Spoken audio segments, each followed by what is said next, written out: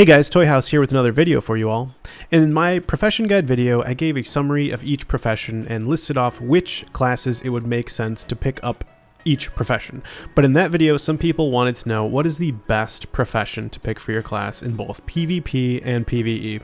So in this video, I'll be talking about the best professions to pick for each of the 9 classes in battlegrounds, arenas, dungeons, and raids, and for leveling.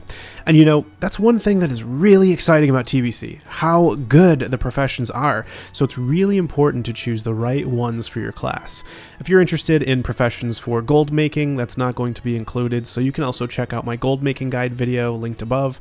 Anyways, if learning about the best professions for your class in PvP, PvE, and while leveling sounds good to you, then don't forget to like the video if you like it, subscribe for more TBC content, and leave your feedback in a comment below. Let's get started. So, jumping right into it, the first class we'll be talking about today is the Warrior. When it comes to leveling, skinning is the way to go. Skinning is easy money, since people will want to level Leatherworking, the leg enchants at 70 are best in slot, and of course, Leatherworking is easily the best PvE profession, to the point that some guilds may require it, and other guilds will regularly give you raid spots if you have it, because of the incredible Drums of Battle, which increases haste on all party members by 80 for 30 seconds. People call this a mini-bloodlust. It's basically like the best thing you can bring to a party or raid, hands down. So going back to leveling, you can also pick up either herbalism or mining. Both these gathering professions are really good. Keep in mind you'll need a pickaxe for mining, but herbalism does not require that one bag space slot. It's a small detail, but keep in mind you're likely to run into both herbs and ore deposits while leveling, but if you aren't keeping track, it's easy to fall behind. Thus, skinning is best in slot. It integrates easily with leveling, it's not hard to keep up with, and the leather will be in high demand in TBC. You can count on that. You should consider creating a bank alt and mailing the leather to your bank alt to save it for when you go leatherworking if PvE is your goal. And of course, you will need a skinning knife for skinning, so don't forget that. I know we all do. I mean, at least I do. So next, let's talk about Arena. Now, the big difference between Arena and Battlegrounds is that a lot of the engineering items that are amazing in PvP can't be used in Arena. For example, rocket boots got removed in patch 2.4.3, which is likely to be the version that Blizzard plans on using for TBC Classic. The only engineering item that can be used in TBC as of 2.4.3 is the Nigh Invulnerability Belt. Now, this belt is cloth with a use effect to protect you with a shield of force that stops 4,000 damage for 8 seconds. That's not that much, by the way. However, it can backfire and cause you to take 200% increased damage. Now, if you ask me, this thing is not worth it at all. You lose the stats from having a regular plate belt with good stats for a chance at absorbing some damage and a small chance of losing the arena match altogether. So engineering is really a no-go for arena PvP across all classes. Now, a lot of you are probably thinking, what about the hand-mounted rocket launcher, the rocket boots, all these amazing things, right? Well, these were allowed in arena in Wrath of the Lich King and were absolutely best in slot for arena PvP. But engineering does not really shine in the Burning Crusade like it did in Vanilla WoW. I mean, it's incredible in Vanilla WoW, right? Now, if you ask me, the top professions are really enchanting and jewel crafting. You get the increased stats from jewel crafting only gems, and the ring enchants granting +4 to all stats ×2. But for warriors, I'd either choose JC or enchanting, but pick up blacksmithing as your #1 choice for PvP. And that is because Storm Herald, aka Stun Herald, is completely broken in PvP. Storm Herald has a chance on hit to stun the target for 4 seconds. This stun does not have diminishing returns with intercept or mace specialization stun proc, so yes, you'll get a 4-second stun proc even after an intercept or mace spec stun proc. Ridiculous. Absolutely broken. So I would 100% get blacksmithing for PvP for both arenas and battlegrounds as a warrior. It eventually gets replaced, however, by Season 3 onwards. Weapons are just better based on the damage output at that point, but for Seasons 1 and 2, hands down, it is best in slot for PvP arms warriors. What's also great about this weapon is that it is not nearly as difficult to craft as Hand of Ragnaros or Thunder Fury. You don't have a friggin' 3% drop chance off a friggin' single boss you can only kill once a freaking week. It's crafted. Granted, these crafting materials might be expensive due to demand, since this time around people know Stun Herald is best in slot, as we saw with the Bloodvine set in Classic WoW. Those were quite expensive. You'll need 20 Primal Air, 20 Primal Water, 6 Hardened Adamantite bars, 12 Corium bars, 8 Primal Nether, 5 Nether Vortexes, and 10 Primal Mana to craft it. It's actually a progression. You have to make several items that convert eventually into Storm Herald. Anyways, Nether Vortexes will be available in Serpent Shrine Caverns as your first opportunity to grab them, which that raid is available on release, at least it was back in the day. They're basically raid drops like Elementium ore from Black Wing Lair. Other than leatherworking for PvE, I would go jewel crafting or enchanting for the stats bonuses. I'd be remiss to mention engineering for the raid utility of repair bots, jumper cables. The epic helm is actually best in slot for a little bit of time. And also blacksmithing actually has some seriously good gear early on, but it gets replaced. And if you're playing the long game for PvE, you are much better off with jewel crafting or enchanting. Okay, next up is the Hunter. So a lot of what I said about warriors carries over to the Hunter. So I won't repeat in detail a lot of what I just said. I'll shorten it. Skinning an herb or mining for leveling. Leatherworking, again, best in slot for PvE, for drums of battle. And enchanting and jewel crafting are solid choices all around. The main difference for Hunter is that I would say engineering is a little bit more powerful. With Feigned Death, you have more opportunities to use jumper cables as wipe prevention compared to Warrior, for example. Again, there's that nice Epic Helm Sure Strike Goggles, which is nice for both PvE with the stats and PvP with the stealth detection. Battlegrounds Engineering, best in slot for a range of items like Rocket Boots Extreme, Parachute Cloak to get from Lumber Mill to Blacksmith, and Arathi Highlands faster. However, a lot of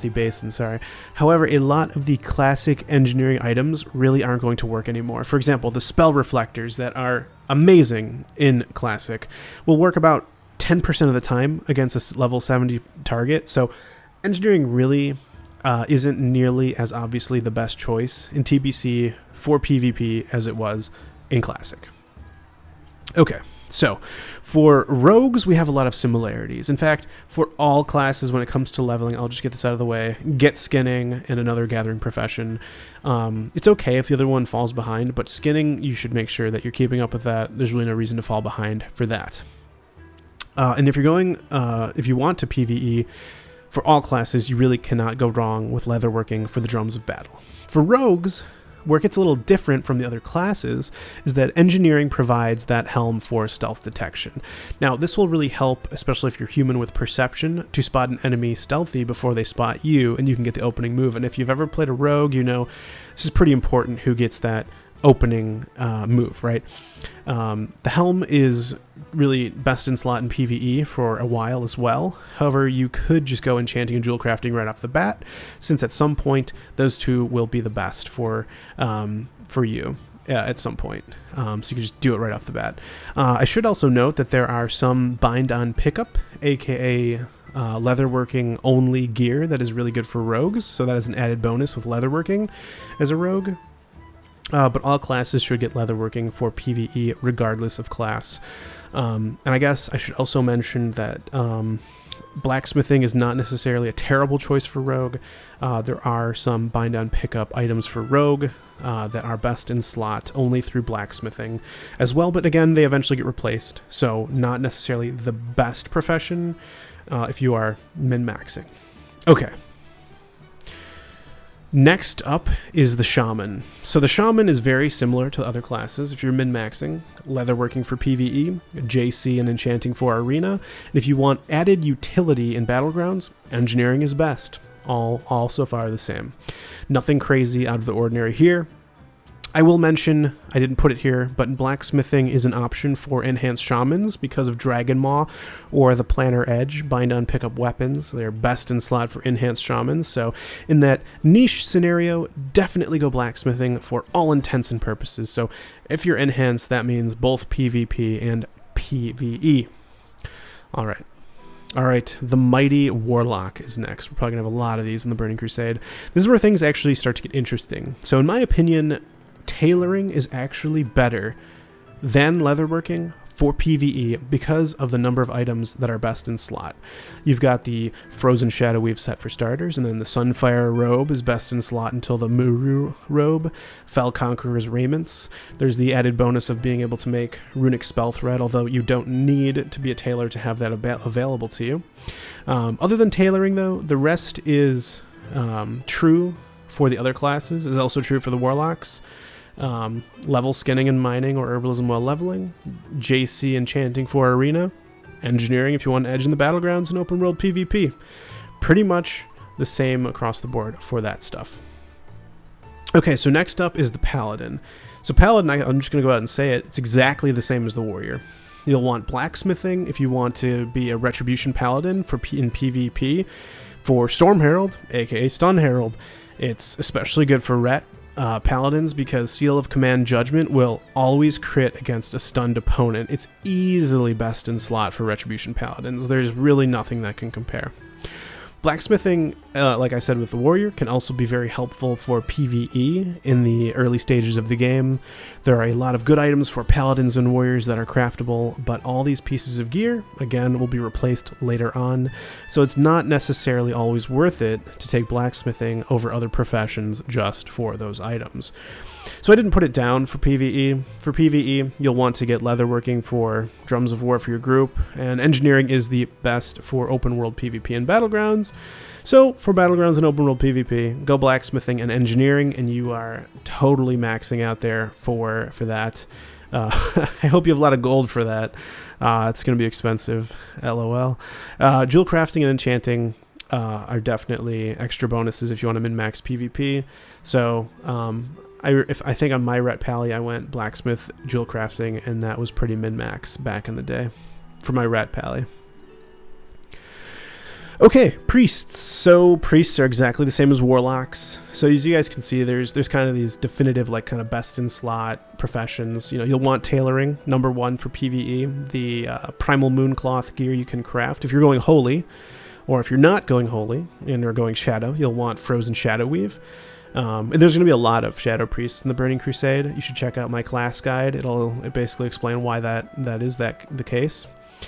Definitely recommend checking out my other profession guide video for more specifics on why I go certain professions. This video is really just laying out which ones are the absolute best for you. For PvE, the other profession you'll want is, yep, you guessed it, leatherworking for Drums of Battle. Wonder how many times I'll say it in this video. Anyway, you'll want enchanting and jewel crafting if you're going strictly arena PvP, and switch out one of those for engineering if you want to have an edge in open world PvP and battlegrounds. Basically the same situation with the other classes. Again, exactly the same as Warlock. You're just going to want to get tailoring where other classes probably wouldn't get tailoring. Okay, as you can see, for Mage, absolutely nothing changed. It's the exact same situation as priests, except basically you're going to change the specialization of tailoring, right? So for mages, instead of frozen shadow weave or primal mooncloth, you'll want the sunfire items made with spellcloth and shadowcloth. If you're frost, I guess you could go the frozen shadow weave set, but frost is really not the optimal specialization for PvE by any stretch of the imagination. And tailoring is really meant to help you get geared for PvE, so I don't recommend it. I don't recommend Frozen Shadow Weave for PvE, for mages. Other than the tailoring items, mages, just like the other classes, get skinning for leveling, and for arena, go JC and enchanting, battlegrounds, and open world PvP. Engineering is definitely best in slot. Alright, last up is the Druid, the enigmatic wild man, cow, shapeshifter, or elf. So same best in slot professions actually as the Clothies, the Mage, the Priest, and the Warlock. The Primal Mooncloth set, while Cloth is actually best in slot for a Restoration Druid healer. Tailoring is fantastic for PvE, and along with the must-have leatherworking. The Primal Mooncloth set has some absolutely ridiculous mana regeneration, so that's really the set bonus you're going after with that, by the way. For PvP, in arenas, enchanting and jewel crafting, engineering for world PvP and battlegrounds, and then leatherworking actually for druids has an added bonus that is secret and special, but I'll share it with you. The Cleft Hoof set for druids is actually a great starter set if you want to go the tanking route. So even another reason to get leatherworking as a druid.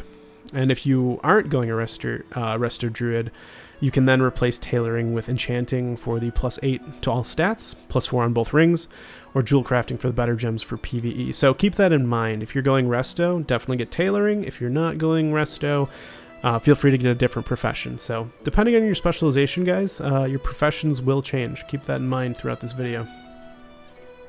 All right, guys. Well, you know, that's the end of today's video. I may have missed a thing or two in this guide, and if so, let me know in the comments below.